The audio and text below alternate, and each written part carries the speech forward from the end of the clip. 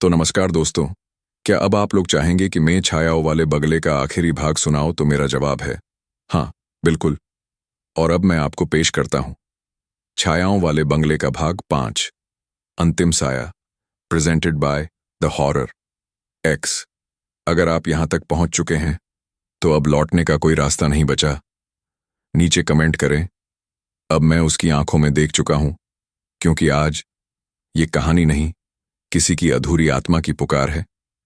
पिछले भाग में नेहा को छुड़ाकर हम जैसे तैसे बंगले से बाहर निकल आए। बंगला जल उठा, एक आत्मा की चीख में डूबता हुआ। पर कैमरे में दिखी वो एक आखिरी तस्वीर, एक परछाई, वो गुड़िया।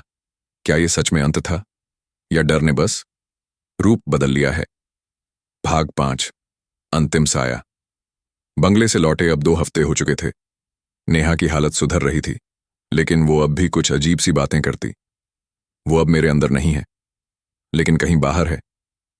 सौरभ चुपचाप था। उसे नींद में झटके आते थे, और हर बार वो एक ही सपना देखता, एक झूला और एक लड़की जिसकी आंखें सीधी उसे घूर रही थीं। हम तीनों ने तय किया कि अब इस फुटेज को पब्लिक नहीं करेंगे। जो हमने देखा वो लोगों की समझ से बाहर था, लेकिन कहानी का अंत तब हुआ जब हमने समझा कि हम सब बच गए हैं। रात, कैमरा ऑन होता है।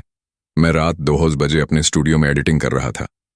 सौरभ की कॉल आई, भाई नेहा कहाँ है? मैं बोला, क्या मतलब, तुम लोगों के साथ नहीं है?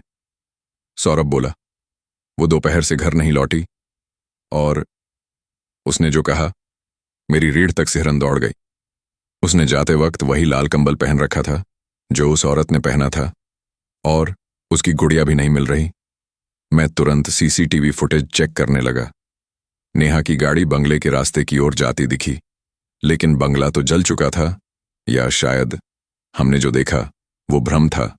एक बार फिर उस जगह पर मैं और सौरभ उसी रास्ते पर पहुंचे जहां वो बंगला था, पर अब वहां बंगला फिर से खड़ा था, वैसा ही जैसा पहले दिन था। न जलने के कोई निशान, न राख, न टूटी ईंटें, बस एक बंद दरवाजा, और ऊपर की खिड़की से कोई हमें देख रहा था। नेहा या कोई और? हमने अंदर जाने का फैसला किया, क्योंकि अब बात किसी कहानी की नहीं, हमारी दोस्त की जान की थी। भीतर घुसते ही सब कुछ फिर वैसा ही लगने लगा।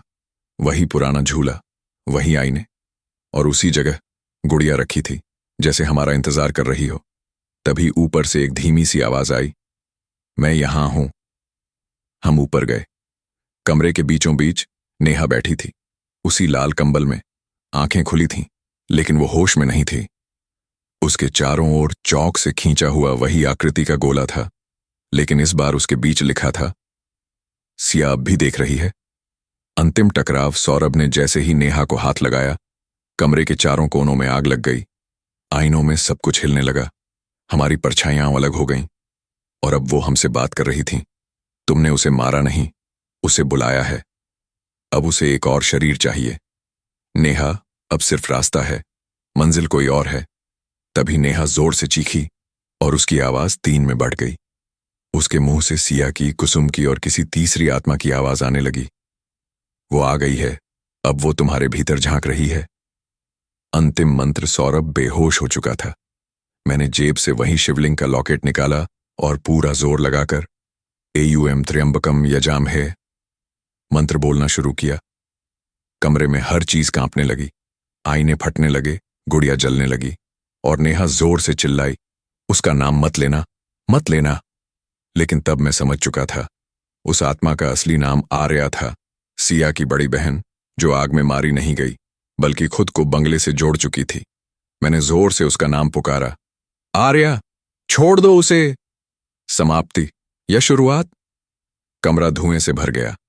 जब सब शांत हुआ, नेहा जमीन पर बेहोश थी। सौरभ की नब्ज धीरे धीरे वापस आने लगी। हम तीनों ने जैसे तैसे उस बंगले से बाहर निकलकर पुलिस को कॉल किया। अगले दिन जब हम वहां लौटे, बंगला गायब था।